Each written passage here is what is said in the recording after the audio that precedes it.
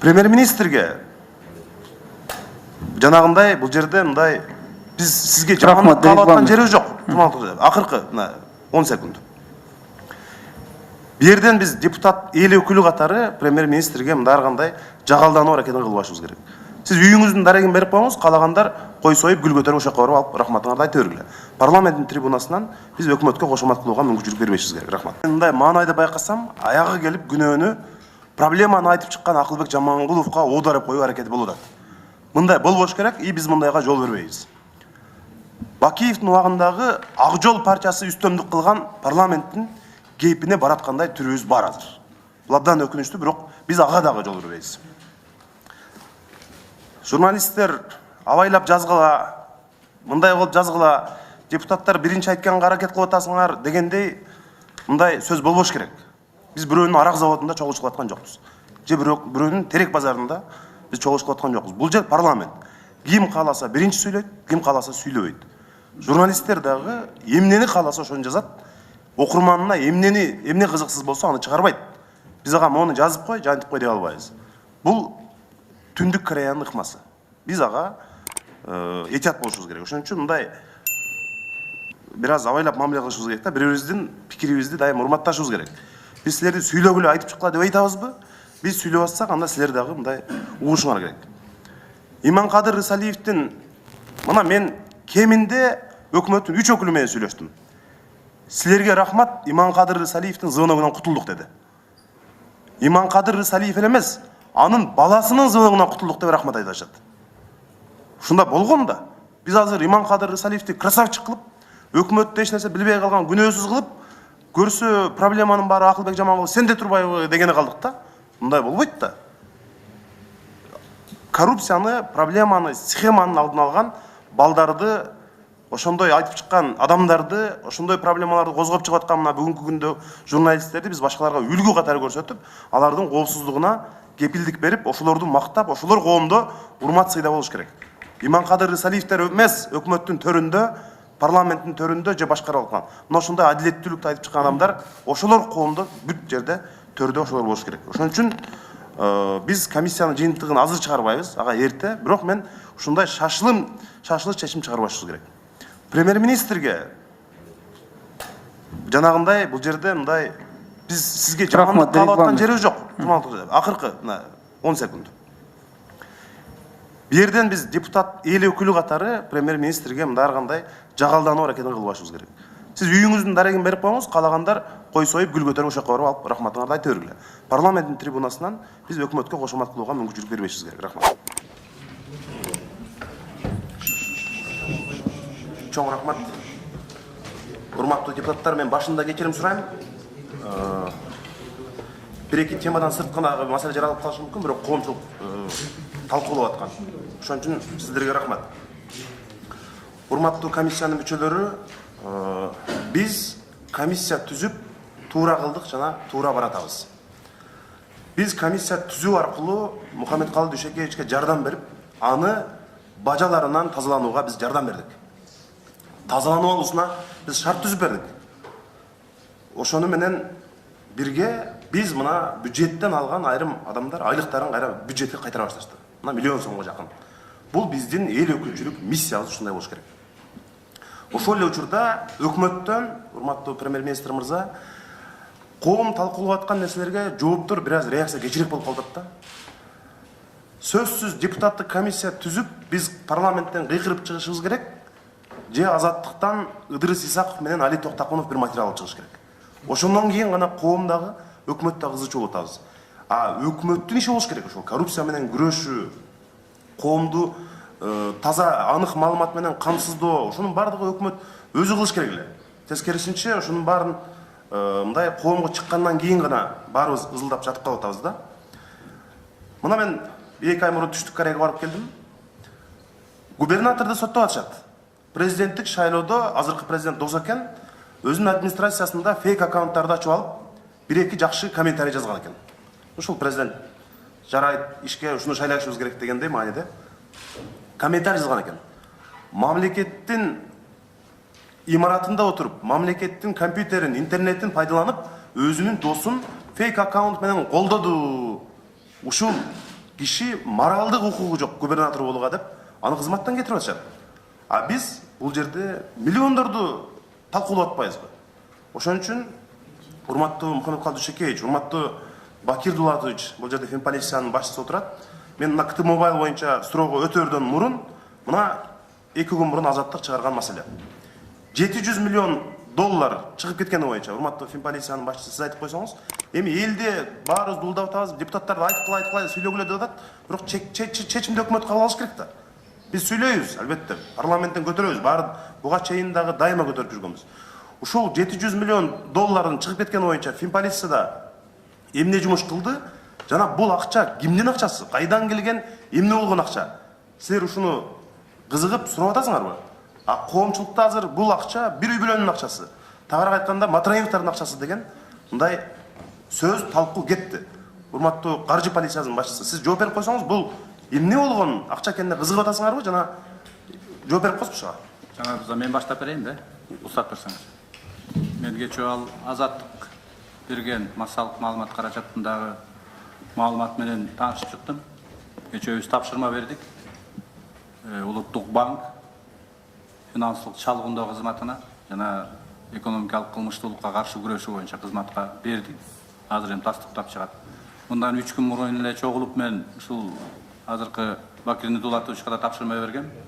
Мурунку президентибиздин тапшырмасы боюнча ошол Матыбраевдин мүлкүн тастыктоо.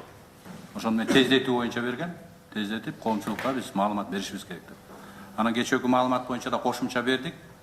Канчалык ыкчам биздин органдар жанагындай анализ жасап чыгат, анда сиздерге жеткиребиз. Рахмат. Кошумчалап коесузбу? Мен жооп коеюн. Урматтуу депутаттар, Жанарбек Кубанычевич, биз кечеги азаттыктан чыккан материалдар боюнча ыкчам иштерди жүргүзүп, оперативдик информацияларды алып, мен бүт жактан тактап көрдүк. Бул нерсе биздин ишкерлердин Дордойдо, Кара Сууда, Мадинада иштеген ишкерлердин импортко төлөгөн акчалары болуп бизге информация келип атат азыркыча.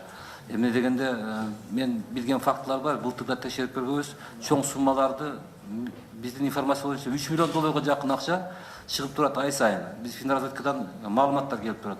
Бул Дордойдо иштеген ишкана ишкерлер акча которуу жолун ушинтип табышканда, бизде дагы ушундай материалдар бар. Мен былтыр текшерип быйыл да көрдүк, андай материалдар көп келет бизге финразведкадан. Ошол жерде 15, 20, 30га жакын ишкерлер өздөрүн чогултуп акча которушат. Биз мындай мен 6 миллиард боюнча дагы башка службада жүргөндө текшергенбиз. Бүт Кара Суудагы, анан Дордойдогу, Мадинадагы ишкерлердин которгон акчасы болуп чыккан. Ушуну коомчулукка менимче ыкчамыраак маалыматтарды беришиңер керек деп ойлойм. Анткени коомчулук бул акчалар боюнча адашып калбаш керек. Силерден азыр мындай чечкиндүү кадамдарды, мындай жоопторду күтүп атат. Бул өкмөт башчыга дагы тиешелүү да. Анан комиссиядан мындай чочулабаш керек да. Биз баарыңар жанагы бизди душмандай көрбөш керек. Биз каршы сүйлөсөк элечи. Биздин максатыбыз ушул бир таза улуттук компания түзүлүп калса биз каршы эмеспиз. Кечээ дагы бир пресс-конференция берип, коомдук ишмерлер чыгып алып, ушул комиссиянын мүчөлөрү, депутаттар башка өлкөнүн сотовый компанияларынан акча алып алыптыр, ошолорго иштеп атышат деп бир мындай жалган жала таратып атышат да. Ошол дагы туура эмес. Негизи ошентип мындай коомчулуктун башын айланып баш керек. Анан КТ Мобайл боюнча мен жеке мисалы КТ Мобайл иштеш керек экенине каршы эмесмин. Мунун ниети дагы жакшы. Бирок башында ошо түзүлгөндө жанагындай Иманкадыр Рысалиев тарабынан ар кандай маселелер жаралган үчүн биз койгон комиссиянын биринчи отурундагы талаптар аткарылды. Биз Иманкадыр Рысалиевди кызматтан алуу боюнча талап койгонбуз.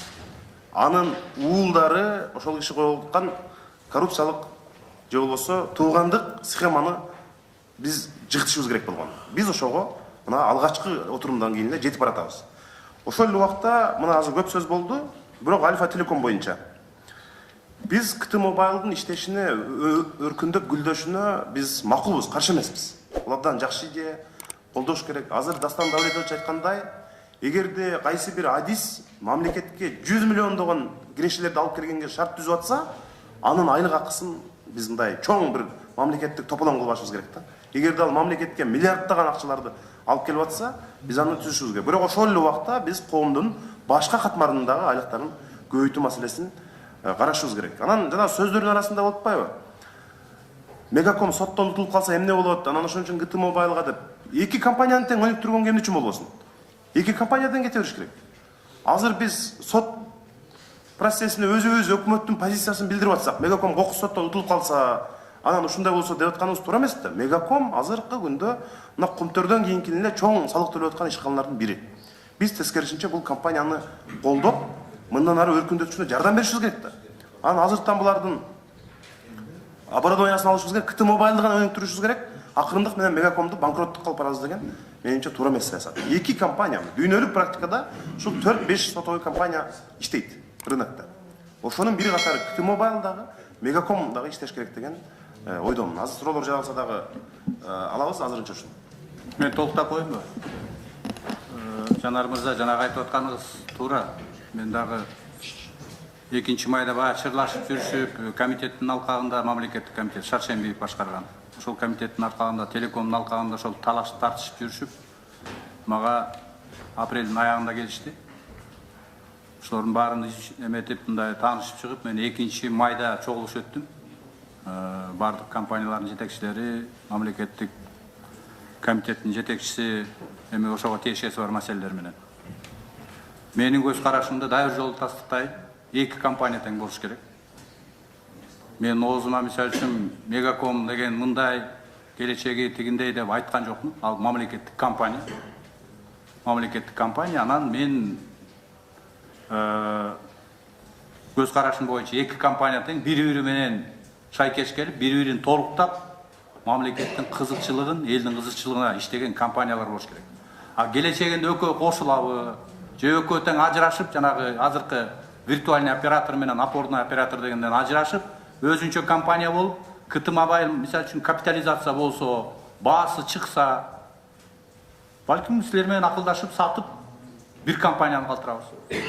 Же балким мына Мегакомду канча жылдан бери сата албай атабыз. Анда маселелер бар да, бирок аны айткан жокпуз биз. Мындай депчи, ал мамлекеттик компания. Бирок келечеги ушундай болуш керек. Биздики президентибиз баштаган санаа бүтөшү боюнча чоң саясатты ишке ашырышыбыз керек. Мына ушул гана. Анан жанагы КТ Мобайлдын маселесин ушул жерге келүү боюнча, ушул сиздердин деңгээлге чыгаруу боюнча, бул чарбалык иш деп жол айтайын. Чарбалык иш, эгерде жанагындай кишилер аралашып аткан болсо, этика боюнча мен билишим керек биринчи. Мен мынакей Жамангуловду өзүм чакырып, ушул жерге дайындап атканда, мен акылымды өзүм кеп кеңешимди, оюмду айткам. Этика боюнча мен өзүнө да айттым акылды. Этика боюнча мага келип, премьер-министр катары мен чара көрбөсөм, коомдукка чыгыш керек. Мына ушул жагынан кандай болду, аны өзүңүздөр таразалаңыздар. Эгерде мен чара көрбөсөм, анда бүгүн чакырып премьер-министр бажаңызды аралашыптыр, бажаңдын баласы аралашыптыр. Ушул жерде ушундай коркутуу, үркүтүү болуптур дегенди мен чара көрбөсөм, анда мен жооп беришим керек. Азыр эми ушундай деңгээлге чыгып, азыр талкуу болуп атат. Мен ойлойм, өзүм туугандардын чарбага аралашып, премьер-министрдин тегерегинде маселе чечкенине каршымын. Мына мен өзүм туугандарымды, бир туугандарымды сайтка чыгардым. Менде жогорку билимдүү, китепти жазып, ыр жазып, жазуучу болгон кароолчу болуп иштейт. Менде жогорку билимдүү киши Мурат болуп иштейт. Анан жанагыдай туугандын баарын кыргыздарды чогултуп келип, анан жанагыдай байлап койгону туура эмес болду. Мен да өзүм туура эмес иш деп ойлойм. Туура эмес киришкен деп ойлойм. Бирок жана баласынын айлыгы 157 000, Мирлан Канатбекович айтып атат 194 деп. Жанагыдай компанияларга салыштырганда ал керектүү кадр болсо алыш керек. Кереги жок кадрды алып алып, тууган экен, анан жейин экен, же бажанын баласы экен деп, анда туура эмес ишти жасап жүргөн болсо, ошо акча төлөсө, анда компаниялар өздөрү жооп бериш керек, телеком башка болот. Мен ошондой коймун. Силер ушул жерге талкуулап атканы келиш өкүнүчтүү жанагы чарбалык маселени. Бирок ушуга чыгып калгандан кийин бардыгын ачык, айкын, бирөөгө күнөөсү болсо күнөөлүн айталы, күнөөсү жок болсо күнөөсү жогун айталы.